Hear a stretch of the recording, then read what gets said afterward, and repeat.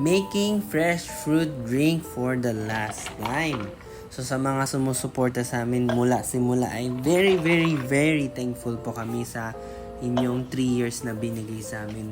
Nagsimula pa tayo sa pandemic, kung maalala nyo, lockdown days pa noon, bawal lumabas sa Metro Manila. Ang hirap-hirap pumunta kahit Rizal lang o Bulacan lang, di ba? And then yung mga galing Bulacan pupunta ng Maynila, napakahirap din lahat, checkpoint everywhere. So thank you sa lahat ng sumuporta at dinumog kami sa store, di ba? So very very thankful sa inyong lahat.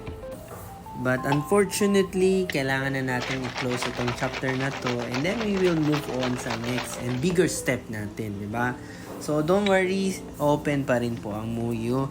Ngayon magfo-focus na tayo sa mall. So thank you sa inyo. Without this, hindi namin makukuha lahat ng opinion nyo, suggestion nyo, and then all the improvements that we did para sa inyo. So, lagi kayong mag-follow sa amin para alam nyo which malls kami nandoon, di ba?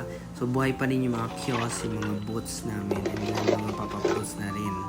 Sa mga interested naman makipag-partner sa amin, maybe may cafe kayo, gusto nyo dagdagan yung menu nyo, you want us to supply sa inyo, ay pwedeng-pwede naman po. Mahaba naman po ang shelf life ng ating mga product, lalong-lalo na kung meron kayong chiller display. Sa mga gusto naman makipag-franchise sa amin naman partner, ay pwedeng-pwede rin naman po. And then we can talk about how can we partner, maybe we can do profit sharing, and then yung kapalit nun, yung capital mo, hindi kasing laki. So, kunyari, I can provide you yung mga equipment ng mga drinks, and then ang kapalit nun, we can do profit sharing para at least yung investment mo hindi ganun kalaki initially.